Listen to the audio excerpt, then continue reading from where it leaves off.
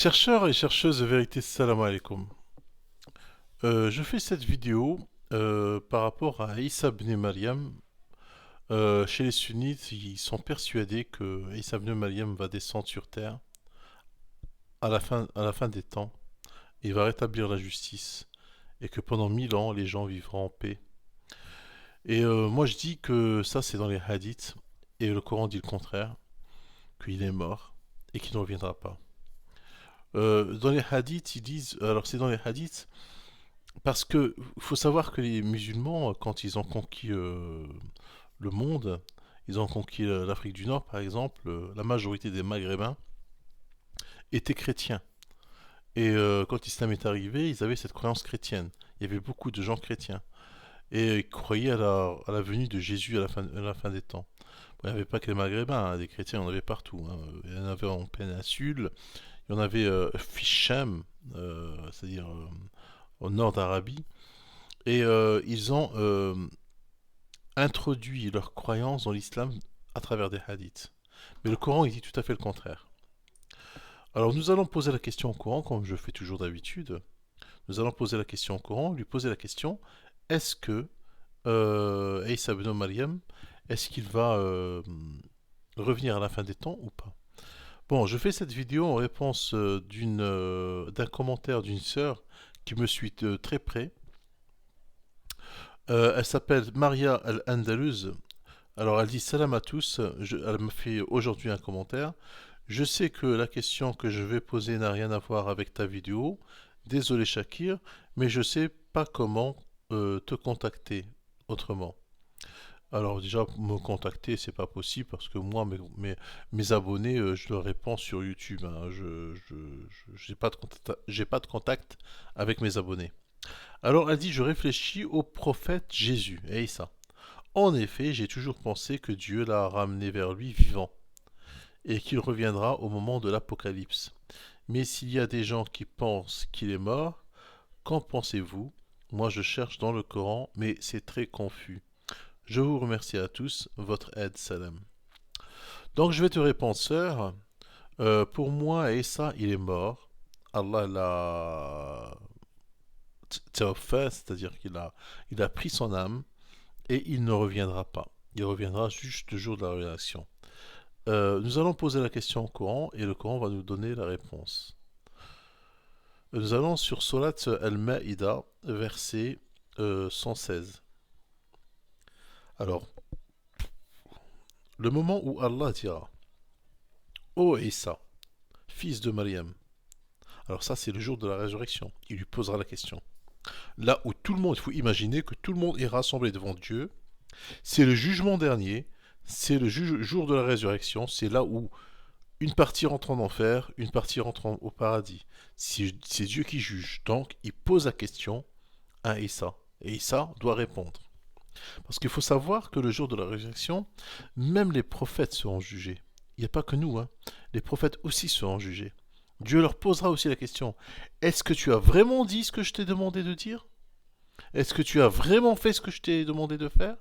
Même les prophètes seront jugés. Tout le monde sera jugé. Le seul juge sera Dieu. Il n'y aura personne d'autre. Alors, وإذ قال الله يا عيسى بن مريم أأنت قلت للناس اتخذوني وأمي إلهين من دون الله. Rappelle-leur le moment où Allah dira Ô Issa, Jésus, fils de Mariam, est-ce toi qui as dit aux gens Prenez-moi ainsi que ma mère pour deux divinités en dehors d'Allah? Il dira, alors Issa, il dira Gloire et pureté à toi.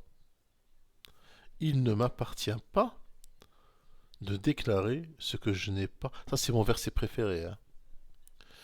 Il ne m'appartient pas de déclarer ce que je n'ai pas le droit de dire. Si je l'avais dit, tu l'aurais su. Certes, je sais ce qu'il y a en moi. Tu sais ce qu'il y a en moi. Et je ne sais pas ce qu'il y a en toi. Tu es en vérité le grand connaisseur de tout ce qui est connu.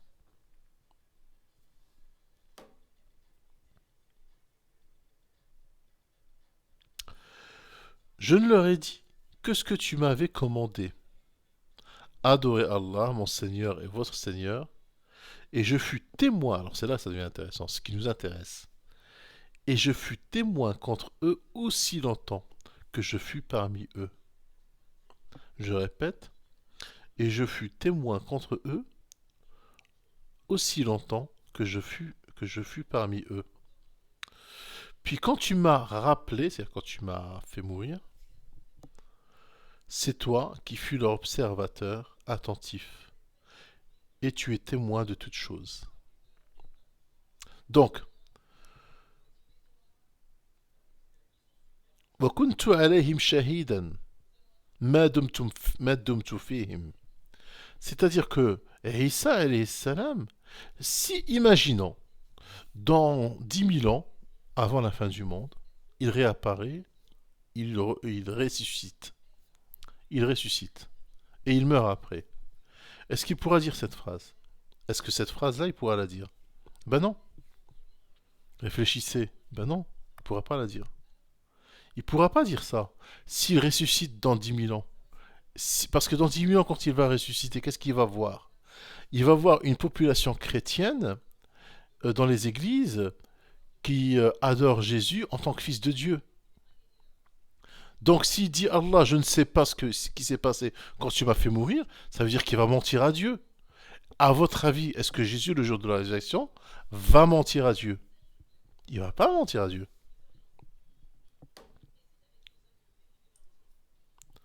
Jésus, le jour de la résurrection, personne ne pourra mentir. Imagine, tu es devant Dieu, ton Seigneur. Est-ce que tu vas t'amuser à lui mentir? Tu peux pas lui mentir.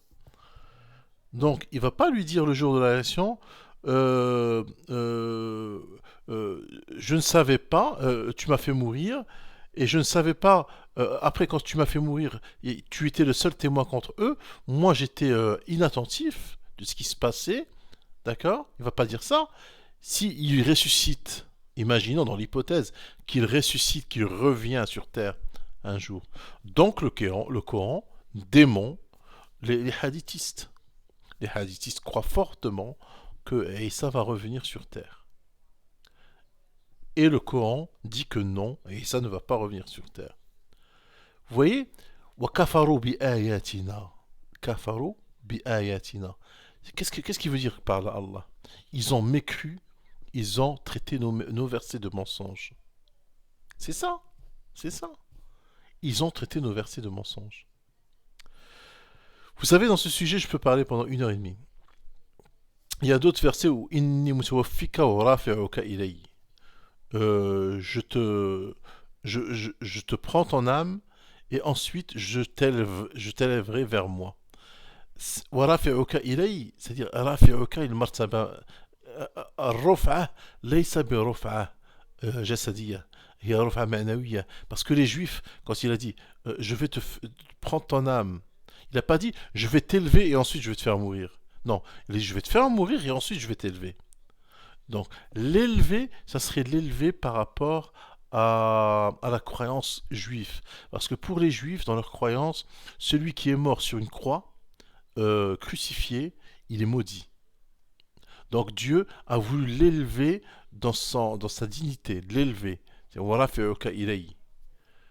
Bon, bref, je ne vais pas trop m'attarder. Là, je suis à 8 minutes, 9 minutes.